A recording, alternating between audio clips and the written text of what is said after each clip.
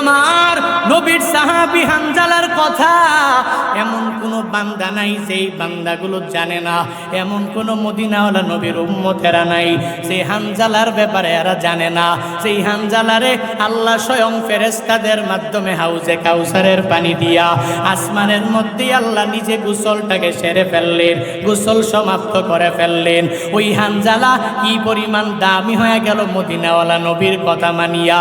আল্লাহ এই কথাগুলোই বলেন, ও নবী আপনি উপদেশদাতা, এদেরকে উপদেশ দিয়া দেন, যারা মানছে এরা আমার মাওলার পক্ষ থেকে দুনিয়াতেই জান্নাতের সার্টিফিকেট পাওয়া গেল, যারা মানে না এরা জাহান্নামের সার্টিফিকেট দুনিয়ার মধ্যে পাওয়া গেল।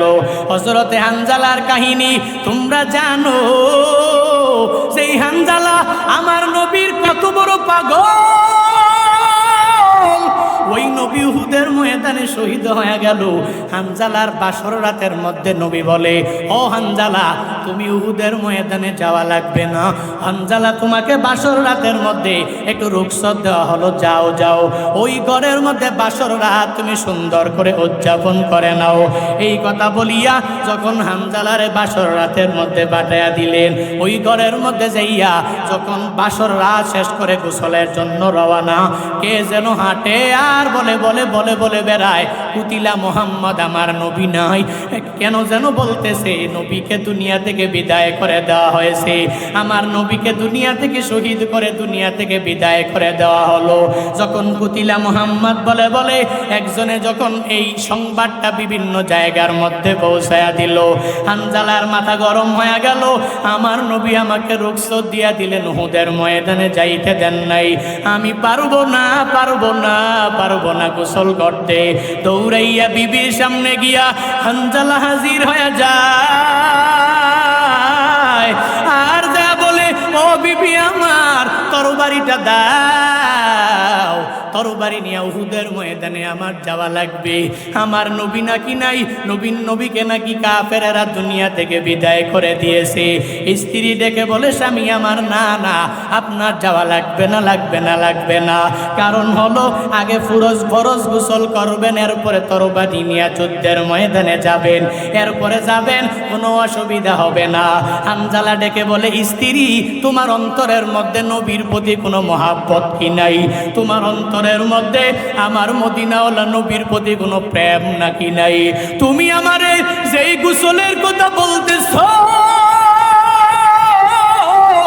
আমার নবী যদি দুনিয়ার মধ্যেই না থাকে তাহলে আমি কার জন্য গোসল করব? ও বিবি আমার তরবারি দাও, তরবারি নিয়ে আমি যুদ্ধের ময়দানে হাজির হয়ে যাব।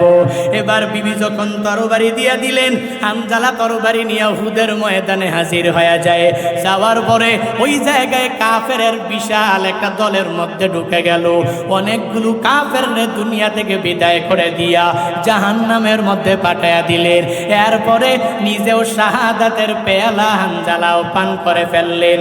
ইন্না লিল্লাহি ওয়া ইন্না ইলাইহি রাজিউন ওয়া লা তাকুলু লিমান ইউকতালু ফি সাবিলিল্লাহি আমওয়াত বাল আহইয়া ওয়ালাকিন লা তাশউরুন। ওই সময়ে হানজালা শহীদ হওয়ার পরে উহুদের ময়দানের যুদ্ধ যখন শেষ হয়ে গেল, নবী সাহাবায়ে কেরামকে নবী জানায়া দিলেন, হে সাহাবায়ে কেরামরা যাও যাও উহুদের ময়দানে ঘুরে ঘুরে ঘুরে ঘুরে যেই শহীদ সাহাবা এদের গোসল দেওয়া লাগবে না, বিনা গোসলে এদেরকে দাফন করে দাও। এর কারণ কি জানো নি? কারণ আল্লাহর প্রেমে প্রেমিক হইয়া, নবীর প্রেমে প্রেমিক হইয়া এরা দুনিয়াতে টাকার জন্য না, এরা দুনিয়াতে বাড়ি গাড়ি করার জন্য শহীদ হয় নাই, এরা দুনিয়ার মধ্যেই আমার আল্লাহর ধর্ম কায়েম করার জন্য, আমার মদিনাওয়ালা নবীর প্রেম আর ভালোবাসা দৃষ্টান্ত স্থাপন করার জন্য জিহাদের ময়দানে এসে এসে এদের তাজা রক্তগুলো জমিনের মধ্যে বিলীন করে দিয়া দিল। না না, এদের কোনো গোসল দিয়া শহীদদেরকে গোসল দেওয়া যাবে না, গোসল দিয়া কবরের মধ্যে দেওয়া যাবে না। এর কারণ কাল হাসরের ময়দানে যখন মাওলার দরবারে উঠবে, শহীদেরা কারো হাত নাই, এই অবস্থায় মাওলার দরবারে করে চলে যাবে। কারো একটা পা নাই, কারো দুইটা পা নাই, কারো হাতও নাই, পাও নাই, অবস্থায় আমার মাওলার দরবারে যখন হাজির হয়ে যাবে, আল্লাহ বলবে তোমরা কারা, তোমরা এভাবে কেন? তারা ওই সময় আমার মাওলাকে বলবে, আল্লাহ দুনিয়ার মধ্যে আপনার ধর্মটাকে পরিপূর্ণভাবে বাস্তবায়ন করার জন্য, আপনার দিনটাকে সমুন্নত করার জন্য, আপনার নবীর প্রেমের সাগরের মধ্যে ডুব দিয়া আমরা জিহাদের ময়দানে যাইয়া আমরা শহীদ হইতে পেরেছি গো আল্লাহ। আজকে এই হালাতে তোমার কাছে আমরা হাজির হয়ে গেলাম। ওই সময় আল্লাহ শুহাদাদেরকে ধরে ধরে জান্নাতের মধ্যে দিয়া দিবে। নবী বলেন, সাহাবায়ে কেরামরা আমার এই উম্মতদেরকে, এই শুহাদাদেরকে গোসল দিবা না, এমনিতেই কবরস্থ করে ফেলো, দাফন করে ফেলো। এই কথা বলার পরে সাহাবায়ে কেরামরা সব লাশগুলো একসাথে করে, সব শুহাদাদেরকে একসাথে করে যখন দাফন দিয়া দিবে, ওই সময় একটা মহিলা নবীর দরবারে এসে হাজির হয়ে যায়। ওই নবীর মহিলার চোখ দিয়া বেয়ে বেয়ে টপ টপ করে পানিগুলো পড়ে। আর আয়েশা বলে, নবী আমার, আপনি সব সাহাবীদের লাশগুলো একত্র করেছেন। ও নবী আমার, এই লাশগুলোর মধ্যে আমার স্বামী একজন আছে যার নাম হলো হানজালা। যেই হানজালারে রুখসত দেওয়ার পরেও উহুদের ময়দানে নবী আপনার প্রেমে পাগল পারা হইয়া আপনি নাই, এই সংবাদ শুনে দৌড়াইয়া উহুদের ময়দানে এসেছে। ও নবী, এই হালাতে সে ফরজ গোসল করে নাই, দুনিয়া থেকে বিদায় হয়ে গিয়েছে।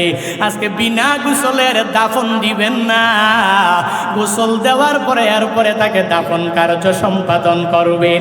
এই কথা বলার পরে নবী সাহাবায়ে কেরামদেরকে বললেন, আসহাবায়ে কেরামরা তোমরা খুঁজো হানজালার লাশ, পুরা উহুদের ময়দানে সার্চ করে করে খুঁজে নাও কোন জায়গায় হানজালার লাশটা পাওয়া যায়। সাহাবায়ে কেরামরা যেখানেই যায় সব শুহাদায়ে কেরামের লাশ দেখতে পায়, কিন্তু হানজালার লাশটা তো দেখতে পায় না। কেমনে পাবে? কারণ হানজালা তো দুনিয়ার জমিনের মধ্যে নাই। ওই সময় জিবরাইল আমার মদিনাওয়ালা নবীর দরবারে হাজির। আয়েশা বলে, ও নবী আমার, হানজালার লাশ দুনিয়ার কোন পানি দ্বারা গোসল হবে আমার আল্লাহ মেনে নিতে পারে না, পারে না, পারে না, পারে না। ও নবী, আপনার প্রেমের মধ্যে, প্রেমের সাগরের মধ্যে ডুব দিয়া নিজের জীবনটারে পিতা মনে করে উহুদের ময়দানে শহীদ হয়েছে হানজালা। এই হানজালার লাশ দুনিয়ার কোনো পানি দ্বারা গোসল হইয়া দাফনের মধ্যে ডুববে আল্লাহ মেনে নিতে পারে নাই। আপনি বলার আগেই হানজালা যখন দুনিয়ার জমিন থেকে শহীদ হইয়া জমিনে পড়ে আছে, ফেরেশতাদের মাধ্যমে আমার আল্লাহ উঠাইয়া নিলেন আসমানের মধ্যে বড় বড় দামি দামি দামি ফেরেশতার মাধ্যমে। হানজালার গোসল দুনিয়ার কোনো সাধারণ পানি দ্বারা হয় নাই, হাউজে কাউসারের দামি পানি দিয়া ফেরেশতাদের মাধ্যমে আসমানে তাকে গোসল দেওয়া হয়েছে। কান্দিয়া বে কুলোরে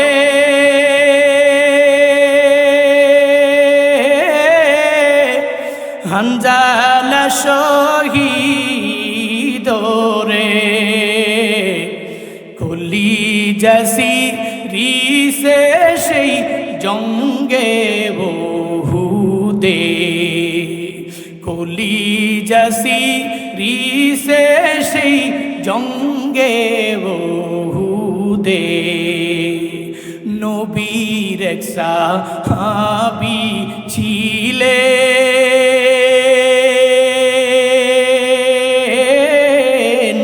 হানজালা নামেতে, তিনি শহীদ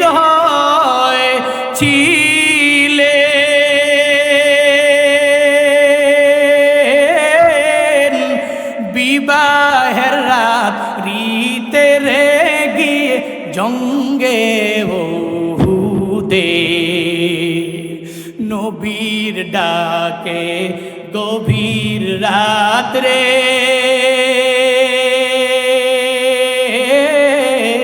কহেন বিবির তরে, বিয়ের রাতে চলছিল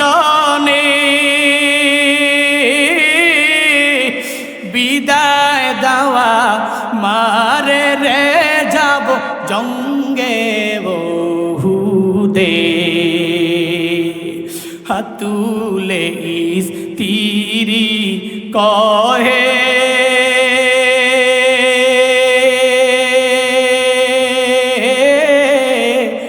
মাওলারি দরবারে বিয়ের রাতে নব স্বামী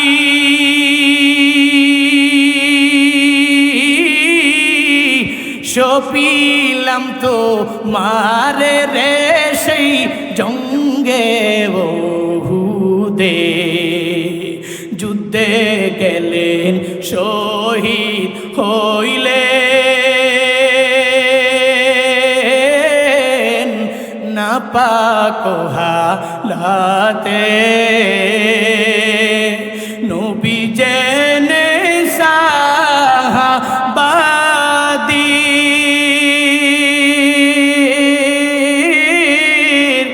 গোসল দিতে বলে রে সেই জঙ্গে বহুদে অমনি গাইবি আওয়াজ নবীজি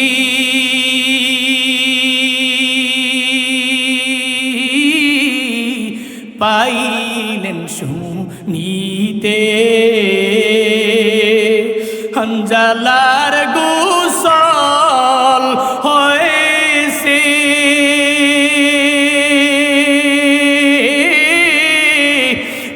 ফেরেশতাদের হাতে রে জান্নাতের পানিতে কান্দিয়া বে কুলোরে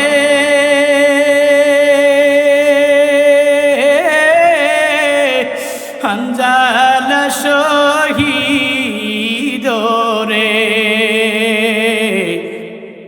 কলিজাসি রিসে সেই জঙ্গে বহুদে কলিজাসি রিসে সেই জঙ্গে বহুদে কলিজাসি রিসে সেই জঙ্গে বহুদে আল্লাহ বলেন হে মানুষ ওই উটের দিকে তোমরা কেন তাকাও না উটের দিকে দেখো না যে উটরে আমি আল্লাহ এত সুন্দর করে বানালাম মূলত আল্লাহ মুমিনদের বলে না কাফেরদের কথা এনে আল্লাহ কাফেরদের ব্যাপারে জানায়া দিলেন হে কাফেরেরা তোরা যে ওট দিয়া চলো ওট দিয়া এক জায়গা থেকে আর এক জায়গার মধ্যে রওনা হয়ে যাও ওই ওটের দিকে কেন একটা বার কর্ণপাত করে বান্দা কেন তাকাও না কেন নজর করে ওটের দিকে তাকাও না যে ওটটারে আমি আল্লাহ এত সুন্দর করে বানালাম মরুভূমির একটা জাহাজ ওটের নাম মরুভূমির এক প্রান্ত থেকে আরেক প্রান্তে যাওয়ার জন্য ওটের কাজে লাগবে ওই জামানার মধ্যে বর্তমান জামানার মতো বিমান নাই হেলিকপ্টার নাই বাসও নাই কোনো কিছুই নাই ঢাকা শহরের মতো ওই জামানার মধ্যে এলিভেটেড এক্সপ্রেস ওয়েও ছিল না পদ্মার ব্রিজ ছিল নাকি ওই সময়ে কোনো ব্রিজ নাই কোনো গাড়ির চলাচল কোনো কিছুই নাই ওই সময়ের কাফেরেরা এক জায়গা থেকে আর এক জায়গায় যখনই রওনা করে উটের মাধ্যমে এক জায়গা থেকে আর এক জায়গার মধ্যে এরা যায় ওই উটের পিঠের মধ্যে কি পরিমাণ বোঝা এরা দিয়া দেয় একটা বারের জন্য ওট এত কষ্ট পাওয়ার পরেও মালিকের বলে না হে মালিক আপনি যে আমার পিঠের মধ্যে এত বোঝা দিয়া দিলেন আমি এই বোঝা নিতে পারবো না এত শক্তিশালী এত পাওয়ারওয়ালা বিজ্ঞানীরাও হতভম্ব হয়ে গেলেন ওট আল্লাহ কেমনে বানাইলেন এত সুন্দর সৃষ্টি যার এত সুন্দর উট যে আল্লাহ বানাইলেন আমার ওই আল্লাহ কি পরিমাণ সুন্দর এত সুন্দর করে আল্লাহ উট বানাইলেন বলে 53 ডিগ্রি সেলসিয়াসের মধ্যে আর কোনো গরম লাগে না। শুধু তাই না, -1 ডিগ্রির মধ্যে আর কোনো শীত লাগে না। মানে দুনিয়ার মানুষগুলা যারা আশরাফুল মাখলুকাত মানুষ হয়ে গেল, এই মানুষের বেলায় কেমন জানেননি? এই মানুষের বেলায় একরকম আর উটের বেলায় আর একরকম। মানুষের দেহ তো আল্লাহ দুর্বল করে কি পরিমাণ বাড়ালেন। 40 ডিগ্রি 41 42 ডিগ্রি সেলসিয়াস তাপমাত্রা হলে এই মানুষগুলো ছাতা ছাড়া বের হতে পারে না, এয়ার কন্ডিশন ছাড়া কোনো জায়গায় যেতেও পারে না। এমনকি মাঝে মাঝে আমগো বাংলাদেশে একটু গরম পড়লে ওই মানুষগুলো পুকুরের মধ্যে সকাল দুপুর রাতের বেলা 3 বার গোসল করে। 4-5 বার গোসলের জন্য গোসলখানার মধ্যে বান্দাগুলো প্রবেশ করে। আল্লাহ বলেন, হ্যাঁ গোলামেরা, তোদেরকে আমি আল্লাহ দুর্বল করে বানিয়েছি। আমি আল্লাহ উট বানাইলাম, কি পরিমাণ সুন্দর করে, কি পরিমাণ দেহ দিয়া, কি পরিমাণ পাওয়ার দিয়া, কি পরিমাণ শক্তি দিয়া আমি আল্লাহ উটটারে বানাইলাম যে 53 ডিগ্রি সেলসিয়াস হলেও এই উটের কোনো গরমও লাগে না। আবার -1 ডিগ্রি যদি সেলসিয়াস হয়ে যায় এরপরও একটা বারের জন্য শীতে কাঁপেও না। এই উটের দিকে কেন তাকাও না? যেই উটগুলো তুমি জবাই করেও খাইতে পারো, সুস্বাদু, তার গোস্ত বড় মজা। সৌদি আরবে যারা থাকে উটের গোস্ত খায় না এমন কোনো বান্দা নাই। যারাই গিয়েছে এরাই উটের গোস্ত ভক্ষণ করেছে, বড় মজাদার সুস্বাদু। শুধু তাই না, ওই উটের দুধের মধ্যে আল্লাহ কি পরিমাণ বরকত দিয়া দিলেন। আল্লাহ বলেন, হে কাফেরেরা, এই উট তোর জন্য এত উপকারে আমি আল্লাহ বানায়া দিলাম। ওই সময়ে বিমান নাই, কোনো হেলিকপ্টার নাই, কোনো কিছু ওই সময় নাই। এক জায়গা থেকে আরেক জায়গায় যখন রওনা হয়ে যাও, বান্দা তোমার ওঠ হয়ে যায় প্রধান বাহন। ওই প্রধান বাহনটারে নিয়ে তুই এক জায়গা থেকে আরেক জায়গায় যায় যাও। আল্লাহ এজন্যই ওই জামানার কাফেরদেরকে আল্লাহ জানায়া দিলেন, হে কাফেরেরা, তুই যে ওট নিয়ে বের হয়ে যাও, কেন ওট নিয়ে রিসার্চ করো না? এই ওট আমি আল্লাহ কত সুন্দর করে বানাইলাম, ওট নিয়ে রিসার্চ করে কেন আমি আল্লাহরে চিন্তা করো না? ওট নিয়ে রিসার্চ করে করে কেন আমি আল্লাহর পরিচয়টা তুই নিয়ে নেও না? আল্লাহ তাআলা বলেন, এই যে এত বড় দেহ উটের হওয়ার পরেও দেখছনে কোনো অহংকার নাই। মুফাসসিরিনে কেরামগণ জানায়া দিলেন, ইবনে কাসির রাহমাতুল্লাহি আলাইহি জানায়া গেলেন, আল্লাহ পাক উটের বর্ণনাটা কেন আনলেন? এক এক মুফাসসিরের ব্যাখ্যা এক এক রকম মুফাসসিরিরা করলেন। তিনি জানায়া দিলেন, আল্লাহ উট এনে ওই জামানার কাফেরদেরকে জানায়া দিলেন, হে কাফেরেরা, এই যে উটের উপরে এত বোঝা দিলা, এর উপরে অহংকার করে না, এরপরেও কিবির করে না, এরপরেও মালিকের একটা বারের জন্য বলে না, হে মালিক আমার, আমি তোমার কোনো বোঝা আমার পিঠের মধ্যে নিতে পারবো না। একটা বারের জন্য অহংকার নাই, একটা বারের জন্য অহংকার করে মালিকের অকৃতজ্ঞ হয় না। কিন্তু আশরাফুল মাখলুকাত হইয়া একটু টাকা পয়সা হয়ে গেলেই অহংকারের চোটে এলাকার মধ্যে থাকা যায় না। একটু ইলম হয়ে গেলেই দুনিয়ার কোনো মানুষরে মানুষ মনে হয় না। একটা দুইটা ইউনিভার্সিটির মধ্যে যায় একটা বিষয় অনার্স করতে পারলেই তখন মানুষের আর মানুষ মনে করা লাগে না, তার বিরুদ্ধে লেখা লাগবে। এটাই হলো আশরাফুল মাখলুকাতের কাজ। কি পরিমাণ অহংকার, কি পরিমাণ কিবির নিয়া এলাকার মানুষ বিভিন্ন জায়গায় চলাফেরা করে। আল্লাহ বলেন, তুই উটের দিকে তাকাও, যে উটটারে আমি আল্লাহ এত বড় বানাইলাম, এত বড় হওয়ার পরেও কিবির করে না, অহংকার করে না।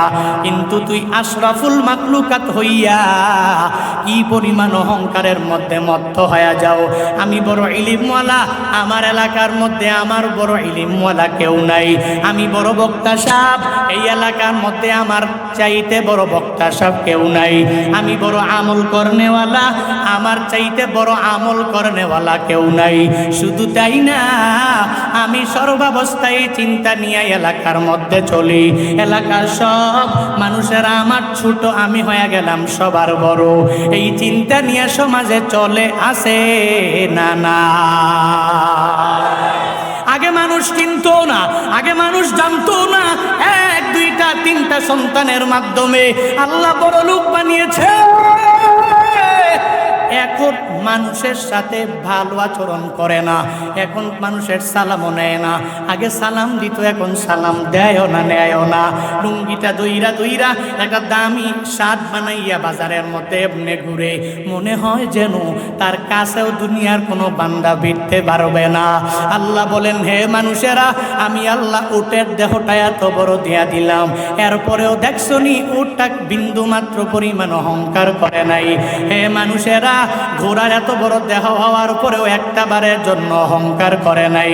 শুধু তাই না, হাতির বডির দিকে তাকায়া দেখ, ওই হাতির বডিটা আমি আল্লাহ কত বড় দিয়েছি, একটা বারের জন্য ওই হাতিটা অহংকার করে নাই, তার মালিকের অকৃতজ্ঞ হয়ে যায় নাই। কিন্তু আশরাফুল মাখলুকাত হইয়া কেমনে কিবির নিয়ে সমাজের মধ্যে চলাফেরা করো, অহংকার নিয়ে সমাজের মধ্যে চলাফেরা করো। বরং না না, অহংকার বাদ দিয়া, হিংসা বাদ দিয়া, আত্মিক রোগগুলো অন্তর থেকে সরাইয়া নিজের এমন এখলাসওয়ালা লোক বানাও, যদি বানাইতে পারো আল্লাহ জাহান্নামের মধ্যে নিক্ষেপ করবে না। যেদিন থেকে এই হাদিস পড়েছি, ওই দিন থেকে কশিনকালে অহংকার কি বান্দা এটা শিখি নাই। হিংসা করা শিখলাম না, নিজের বরত্ব নিজেই প্রকাশ করাকে এটা শিখলাম না। আল্লাহ তাআলা নিজেই হাদিসে কুদসির মধ্যে জানায়া দিলেন, আল কিবরিয়া উরিদাই ওয়াল আজমাতু ইজারি ফামান নাযাআনি ওয়াহিদাম মিনহুমা ওয়াজাবতুহু ফিন্নার।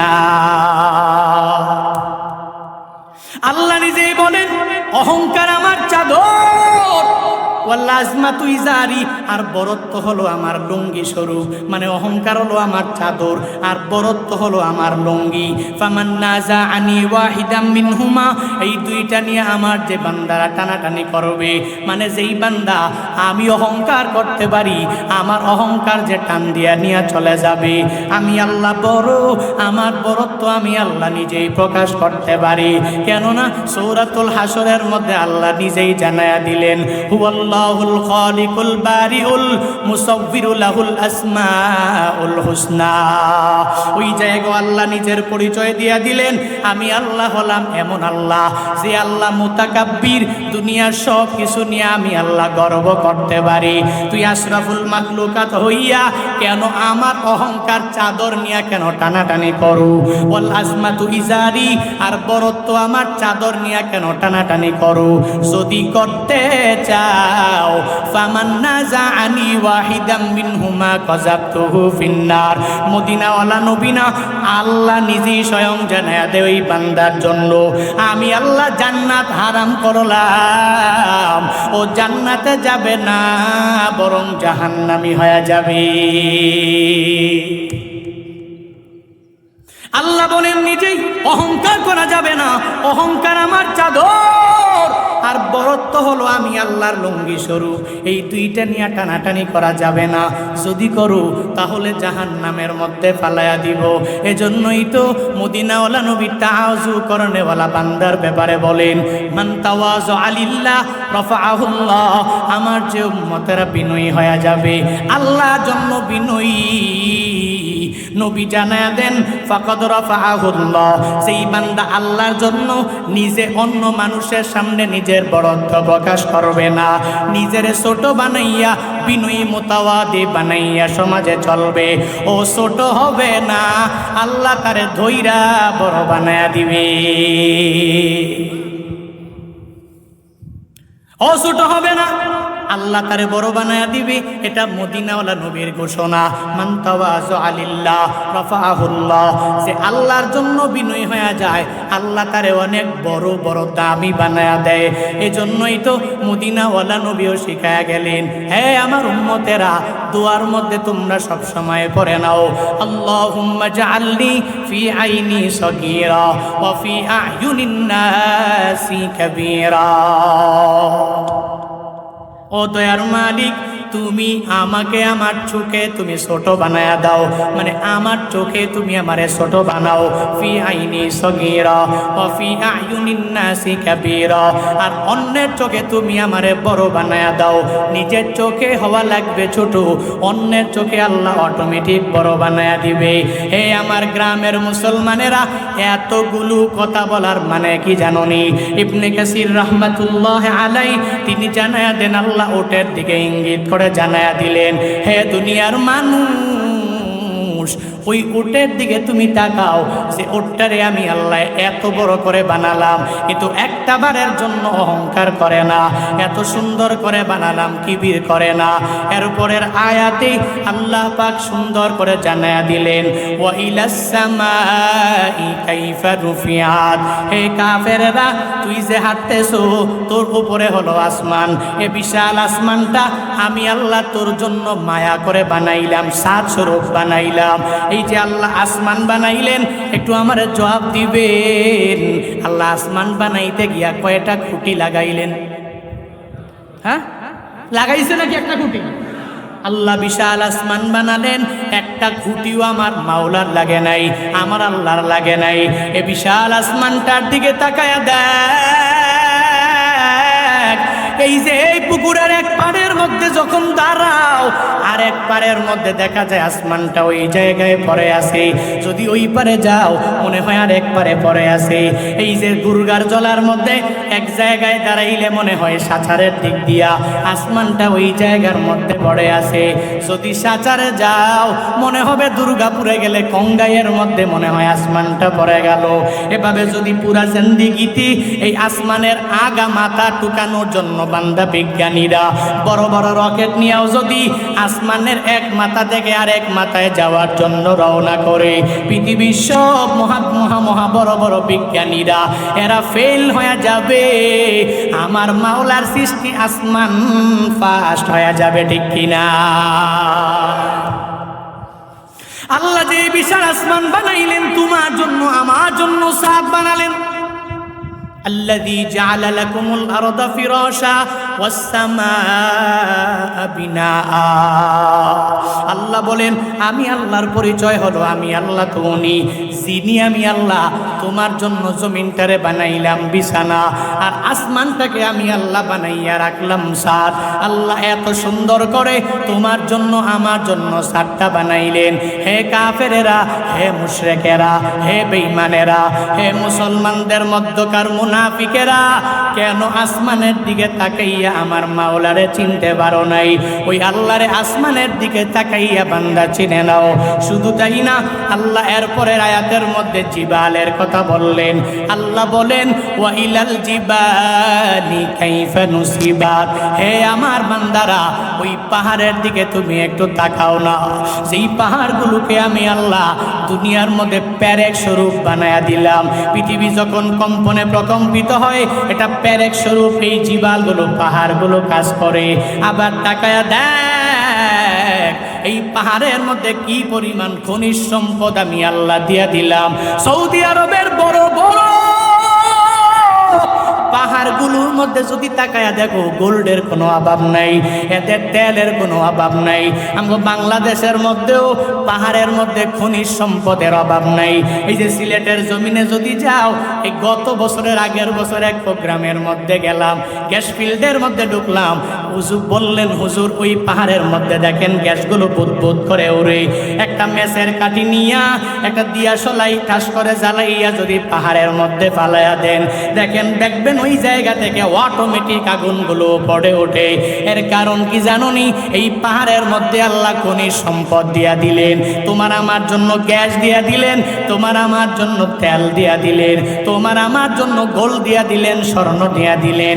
এই পাহাড়গুলো মাঝে মাঝে যখন পুরা হয়, কত প্রাচীন থেকে প্রাচীনতম জিনিসগুলো বান্দাগুলো পাওয়া যায়। এই যে পাহাড়, এই যে আসমান, সব কিছু দুনিয়ার কোনো বান্দা বানায় নাই, বানায় নাই, বানায় নাই, একজন বানাইছে, চিল্লায়া বলো তার নাম। ইয়া এলাহি মি কোনাত শামসু কমার, ইয়া এলাহি মিকোনাদ শজরো হাজার, ইয়া এলাহি মিকোনাদ আরদো সামা, ইয়া এলাহি মিকোনাদ জাও হাওয়া। আল্লাহ কাফেরদেরকে বলেন, এক নম্বরে তুই তাকা উটের দিকে, উটটারে আমি আল্লাহ কেমনে বানালাম। এরপরে তুই আসমানের দিকে তাকাও, কি সুন্দর করে আমি আল্লাহ আসমানটারে উপরে উঠায় রাখলাম। এরপরে পাহাড়ের দিকে তাকাও, এই পাহাড়টাকে আমি আল্লাহ কি সুন্দর করে সাজাইলাম। এরপরের আয়াতে আল্লাহ সুন্দর করে দুনিয়ার সব মানুষদেরকে জানায়া দেয়, ওয়া ইলাল আরদি কাইফা সুতিহাত, এ বান্দারা আমার তুই জমিনের দিকে তাকাও, এই জমিন আমি আল্লাহ কত সুন্দর করে বানিয়েছি। এই সুন্দর করে আমি আল্লাহ তোর জন্য বিছানা স্বরূপ বানাইলাম। এই জমিনটা তো আমি আল্লাহ নিজেই বানাইলাম, আবার তোর জন্য কি সুন্দর করে বান্দা বিছাইয়া দিলাম। একটা বালিশ নিয়া আবার বালিশও লাগবে না। যদি তুমি গুরগার জলার মধ্যে ঠান্ডা বাতাসের মধ্যে ওই জমিনের মধ্যে গিয়া যদি শুয়ে পড়ো, দেখবা অটোমেটিক বান্দা তোমার ঘুম চলে আসলো। ওই জমিনের মধ্যে মজা, বিছানা স্বরূপ আল্লাহ জমিনটারে বানায়া দিলেন তোমার জন্য আমার জন্য। যেই কাফেরেরা এই আসমান জমিন ওট আর জিবাল পাহাড় দেখার পরেও আমার আল্লাহরে চিনতে পারে না, মূলত এদের কপালে হিদায়াত জুটবে না। দুনিয়ার এত বড় বড় উপমা থাকার পরেও আল্লাহ কেন এই চারটা জিনিসের কথা আল্লাহ কেন বললেন? এক নম্বরে উটের কথা কেন বললেন? দুই নম্বরে আসমানের কথা কেন বললেন? তিন নম্বরে পাহাড়ের কথা কেন বললেন? চার নম্বরে আল্লাহ কেন জমিনের কথা জানায়া দিলেন? কারণ ওই জামানার কাফেরেরা এক জায়গা থেকে আরেক জায়গার মধ্যে যাওয়ার জন্য একটা উটের মধ্যে বসে গেল, অথবা উটের মধ্যে মাল দিয়া দিল, উট নিয়ে ঘর থেকে বের হয়ে গেল, যাচ্ছে যাচ্ছে যাচ্ছে। এই উট তো তার সব কিছুর মধ্যকার প্রধান বাহন, উট ছাড়া তার চলবেও না, এক জায়গা থেকে আরেক জায়গার মধ্যে যেতেও পারবে না। আল্লাহ এজন্যই প্রথমত উটের ব্যাপারে জিজ্ঞাসা করলেন, হে কাফেরেরা ওই উটের দিকে তাকাইয়া আমি আল্লাহরে কি তুই চিনতে পারো না? এরপরে আল্লাহ আসমানের কসমটা কেন কাটলেন আর কেন প্রশ্ন করলেন? কারণ উট দিয়া যখন যায় উপরে কি আসমান নাকি জমিন? ওট দিয়া রওনা হয়ে গেল, বিশাল আসমান যেখানে যাবে আসমান আসমান আসমান। আল্লাহ বলে, হে কাফেরেরা আমি আল্লাহরে তুই চিনতে পারো না। এই যে উপরে বিশাল আসমান আমি আল্লাহ দাঁড় করে রাখলাম তোর জন্য, যার করে রাখলাম, আবার আমি আল্লাহ সাত স্বরূপ বানাইলাম, তুই ওট দিয়া রওনা হয়ে গেলা কেন আসমানের দিকে তাকাইয়া আমি আল্লাহরে চিনতে পারো নাই? এরপরে আয়াতে আল্লাহ পাহাড়ের কথা এনে প্রশ্ন সুরে দিলেন। এর একমাত্র কারণ সৌদি আরবে যেখানে যাবেন পাহাড়ের কোনো অভাব নাই, ডানে পাহাড় বামে পাহাড় পেছনে পাহাড় সামনে পাহাড়, শুধু জিবাল আর জিবাল, শুধু পাহাড়ের কোনো শেষ নাই। আল্লাহ এজন্যই কাফেরদেরকে প্রশ্ন করে জানায়া দিলেন, হে কাফেরেরা কেন তোমরা ওই পাহাড়ের দিকে তাকাও না? এরপরের আয়াতে আল্লাহ জমিনের কথা কেন প্রশ্ন করে জানায়া দিলেন? মুফাসসিরিনে কেরাম জানায়া দেয়, এই যে উট যায় ডানে বামে পাহাড় উপরে আসমান, নিচে তো জমিন দিয়াই তো উটটা এক জায়গা থেকে আরেক জায়গায় রওনা হয়ে যায়। এই যে উটগুলো যায় এই সব যায় তো জমিন দিয়া, মানুষও হাঁটে জমিন দিয়া। আল্লাহ বলেন তুই জমিনের দিকে কেন তাকাও না? এত সুন্দর করে আমি আল্লাহ জমিনটা বানাইলাম। এতগুলো প্রশ্ন করার পরে আল্লাহ এবার নবীরে উপদেশ দিয়া জানায়া দেয়, আদেশ করে নবীকে আমার আল্লাহ জানায়া দেয়, ফাযাক্কির ইন্নামা আনতা মুযাক্কির। ও নবী আমার, এত কিছু বলার পরেও যেই কাফেরেরা কথা মানবে না, এদেরকে বুঝালেও ধরবে না, মারলেও এদেরকে ধরবে না। আমি আল্লাহ এত উপমা দিয়েছি, আমি আল্লাহ এত বড় বড় মেসাল দিয়েছি, এরপর এরা যদি আমার আল্লাহরে না মানে, এরপরেও যদি আমার নবীরে মানতে না পারে, এরপরেও যদি নবীর উপর ঈমান আনতে না পারে, ও নবী আমার, কাফেরদেরকে কোনো কিছু বলার দরকার নাই, কারণ হিদায়াতের চাবিকাঠি আমি আল্লাহ আপনার হাতেও দেই নাই। সব পাওয়ার ক্ষমতা আমি আল্লাহ আমার নিজের হাতের মধ্যে রেখে দিলাম। চাচা আবু তালেব নবীর এত কাছে হওয়ার পরেও, এরপরেও দেখছেন নবী এত কান্না করলেন। চাচা আবু তালেব মৃত্যু শয্যায় যখন শায়িত, রহমাতুল লিল আলামিন চাচা আবু তালেবের সামনে যাইয়া বলতে লাগলেন, ও চাচা আমার, এত পরিমাণ কষ্ট আপনি আমার জন্য করলেন। ও চাচা আমার, মক্কার কাফের বেঈমানেরা আপনার কাছে বলেছে আপনার ভাতিজারে থামান, ওই ভাতিজার কল্যাণের জন্য আমরা যাব। ওই ভাতিজাকে মারার জন্য তারা ফন্দিয়াটা যখন আরম্ভ করলো, চাচা আবু তালেব যদিও কাফেরদের দলভুক্ত হওয়ার পরে এরপরেও জানায়া দেয়, না না তোরা পারবি না। আমি চাচা আবু তালেবের দিলের মধ্যে, দেহের মধ্যে এক ফোঁটা রক্ত থাকা পর্যন্ত আমার ভাতিজার উপর একটা টোকা কেউ দিবে, এটা মেনে নিতে পারবো না। ওই চাচা আবু তালেব এত দামি নবী না বলা, নবীর এত কাছে হওয়ার পরেও, নবীর প্রেমের প্রেমিক হয়ে যাওয়ার পরেও, এরপরেও কপালের মধ্যে হিদায়াতটা জুটল না। আল্লাহর কাছে যখন বলে, ও আল্লাহ, আমার চাচা আমার জন্য কষ্ট কম করে নাই, আমার চাচার কপালের মধ্যে তুমি হিদায়াত জুটায়া দাও। আল্লাহ বলে, নবী আমার, আপনি যারে ভালোবাসেন আর না বাসেন, আপনি কাউকে হিদায়াত দিতে পারবেন না। ইন্নাকা লা তাহদি মান আহবাবতা ওয়ালাকিন্নাল্লাহ ইয়াহদি মান ইয়াশা। ইন্নাকা লা তাহদি মান আহবাবতা, ও নবী আমার, আপনি কাউকে যাকে ভালোবাসেন হেদায়াত দিতে পারবেন না, কারণ হিদায়াতের মালিক একমাত্র আমি আল্লাহ। আমি আল্লাহ যাকে মন চায় তাকে হিদায়াতের সর্বোচ্চ মাকামের মধ্যে পৌঁছায় দিব, আর যাকে আমি আল্লাহ চাই না ওকে হিদায়াতও আমি আল্লাহ দিতে পারি না। হযরতে বেলাল এত কালো সাহাবী হওয়ার পরেও কপালের মধ্যে হিদায়াত জুটে গেল, এরপরেও আবু জাহালের কপালের মধ্যে হিদায়াত জুটে নাই। চাচা আবু তালেবের কপালের মধ্যেও বান্দা হিদায়াত জোটে নাই। দেখছনি, কারণ হিদায়াত তো আমার মাওলার হাতের মধ্যে রেখে দিলেন। ওই যে হিদায়াত পায়া পায়া এত পরিমাণ দামি হয়ে গেলে